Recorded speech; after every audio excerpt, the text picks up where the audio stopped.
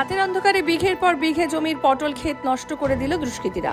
প্রায় 15 থেকে 20 বিঘে পটল ক্ষেতের গোড়া কেটে নষ্ট করে দেয় বলে অভিযোগ কৃষকদের।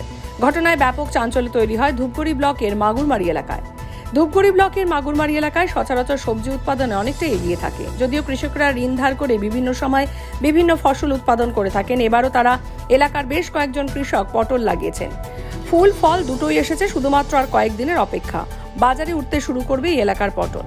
এরই মধ্যে বৃহস্পতিবার রাতের অন্ধকারে কে বা কারা 15 থেকে 20 জন কৃষকের পটল ক্ষেত গাছ কেটে নষ্ট করে দেয়। স্বাভাবিকভাবেই কুল কিনারা না পেয়ে সর্বশান্ত হয়ে পড়েছেন ওই এলাকার কৃষকরা। কৃষকদের দাবি, প্রশাসনের দ্বারস্থ হবেন কৃষকরা এবং ক্ষতিপূরণের দাবিও জানাবেন।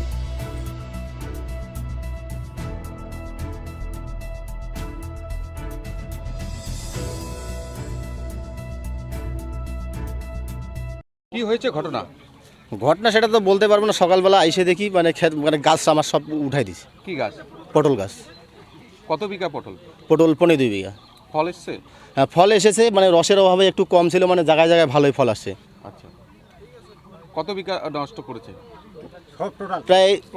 প্রায় টোটাল ক্ষেতের মধ্যে ধরো যে 25% গাছ আছে। না, কত বিঘা গাছ নষ্ট হয়েছে? ও সবার মিলে ধরো প্রায় 10 বিঘা। কত টাকা আনুমানিক ক্ষতি হতে পারে? আনুমানিক 5 লাখের উপরে। তো এই যে এই ধরনের ঘটনা, কৃষকদের একটা বিশাল অঙ্কের ক্ষতি হলো, কি ভাবছেন আপনারা? কারা করতে পারে? এখন কি করে ভাববো আমরা, বা আমরা ধারণা করব যে কি করছে। আপনার প্রশাসনের দ্বারস্থ হয়েছেন? না, হবেন?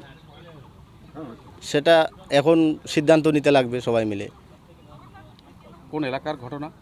এটা পূর্ব মাগুরমারি। আপনার নাম? পরিতোষ রায়।